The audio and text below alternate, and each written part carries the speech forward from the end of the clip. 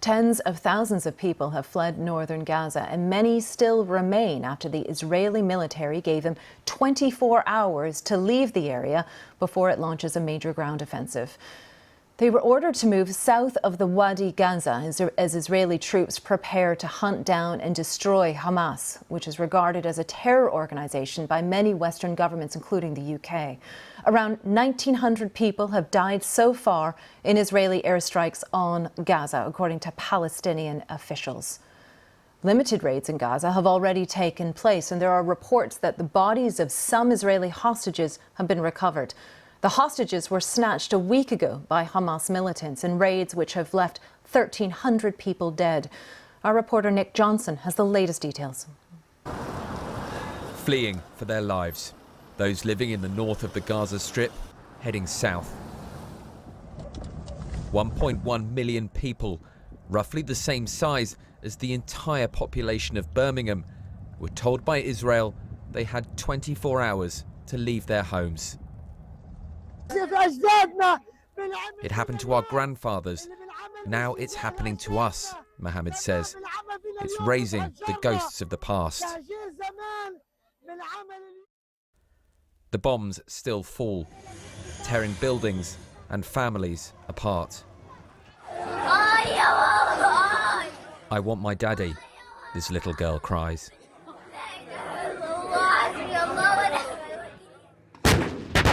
Israel says it's already launched some localized ground raids inside Gaza.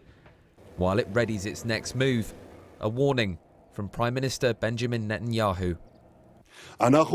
We are striking our enemies with an unprecedented power. Our enemies have just begun to pay the price. I can't divulge what comes next, but I can tell you this is just the beginning. The UN Secretary-General urged both sides to protect civilians. Even wars have rules. International humanitarian law and human rights law must be respected and upheld. Civilians must be protected and also never use the shields. It's exactly a week since Hamas gunmen rampaged through southern Israel. Families still coming to terms with the lives lost. This memorial for Tom Godot, killed while protecting his wife and 3 children during the attack on a kibbutz. At least 150 Israelis were kidnapped. Families of the victims leaning on each other for support. Katya's son among those missing. We are very anxious. Our hope is that our child comes back. We cannot think otherwise. Our child has to come home. A deep sense of foreboding. The ratcheting up of this crisis seems inevitable. Nick Johnson, BBC News. Well, we're now joined by Lord Mark Malloch Brown, former Deputy Secretary General of the UN and current President of the Open Society Foundations. Thank you for joining us. We've been discussing the proposal put forth by Russia to call for a ceasefire. What's your feeling on this proposal? Do you think there's any chance that a ceasefire might be implemented? I mean, it'd be wonderful if there could be a ceasefire. And, you know, the Brazilians who chair the Security Council this month have also got a much more balanced resolution, which begins with a condemnation of Hamas for its attacks on Israeli citizens, and then goes on similarly to call for a ceasefire to allow proper humanitarian access and support to civilians at risk in Gaza. And, you know, I would love to believe that the Security Council can come together around that. But in fact, there are a pretty wide range of views at the moment, with some Western countries, US particularly, you know, certainly calling for humanitarian restraint, but also, you know, feeling, and they're correct in law, that Israel has an absolute right to you know, strike back at Hamas, which it does. And by putting that first and foremost, it's inhibited its ability to, the US has inhibited its ability to also demand a ceasefire and respect for the rule of law and for humanitarian law. So, the trouble is a lot of Israel's friends are a little ambivalent at best in their messaging, recognizing Israel's right to self-defense and then leaving very much in second place respect for the civilians at risk. And so it's tragically hard to see how we get quickly enough to a point where both sides pause, hold back, and try and allow a little space, not just for humanitarian protection, but for the beginnings of diplomacy as well. Lord Malloch-Brown, then, what do the discussions that are going on at UN headquarters in New York tell us about the health, the strength of the United Nations in general? Is there any prospect that the UN as a body can really institute peace between the Israelis and the Palestinians? Well, look, I think the Secretary General, who, has been criticized quite a lot lately for a fairly sort of weak performance at the recent UN General Assembly when he sort of acknowledged his organization was broken, has had actually a good first week of this crisis. He has an article in today's New York Times, which is very balanced, which calls for a suspension of the violence and humanitarian protection, and acknowledges the long-standing wrongs against both communities, against Israelis and against Palestinians, and the need for both to have a political voice and to arrive at a political solution to their decades-long confrontation.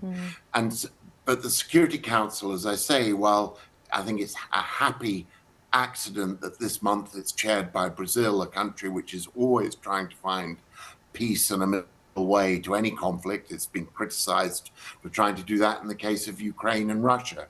But I think that's exactly the skill set we need in the chair of the council at the moment. But, similarly, the humanitarian chief at the UN has spoken out strongly against the risk to the 1 million Palestinians who are being pressed by Israel to move to the south of the country. The Red Cross has come out strongly. So, there are a lot of principled moral voices speaking up. But, to the real import of your question, will it lead to an early resolution of this? I suspect not. This, a terrible crime was committed last weekend, and I suspect Israel will not be satisfied until it has, militarily disarmed, neutralized Hamas. But what Israel needs to remember, and what the UN needs to keep saying, is there may be a military solution to Hamas that is not a military solution to the Palestinians. For the Palestinian people, there has to be a political solution. And that's been postponed for decades. And each time there's a crisis like that, it seems to get kicked further back into the long grass. Lord Malloch-Brown, as you're speaking, I just want to bring in an alert that we've just received from AFP. They're saying that Saudi Arabia has paused talks on the normalization of ties with Israel. Can you reflect on that development? Where does that leave Israel now that those talks that have been going on for quite some time now, fostered by the United States with Saudi Arabia, have been paused? Well, I think this was anticipated. It would have been impossible for Saudi Arabia to have continued them at this time. It has in recent years been quite quiet on the issue of Palestinian rights. But when the events of this week unfolded, it raised its voice much more clearly in defense of the Palestinian people. And it would be, just in terms of the optics and politics of the region, impossible to press on in any effort to normalize relations with Israel at the very same time that Israel was seen as attacking Palestinian Arab civilians in Gaza. But I don't know whether in the longer term, I think this is now up to Israel whether it wants to close that door forever, which would be the result of which will happen, I think, if it makes a long-term occupation or long-term military intervention into Gaza, or whether it recognizes the need to contain its military action in as surgical and brief a form as possible so that it can get this back on track. Because for both Israel and Saudi Arabia, the stakes are high. It would be a reordering of the Middle East in a dramatic way. And I think, there will be a desire to try, once the fighting dies down, to try and recover this negotiation. Okay, really good to hear your thoughts on the diplomatic front. Lord Mark Malloch Brown, former Deputy Secretary General of the UN and current President of the Open Society Foundations. Lord Malloch Brown reflecting there on the news that Saudi Arabia has paused talks on normalization of ties with Israel. That information coming to us from AFP, and we'll bring you more on that when we get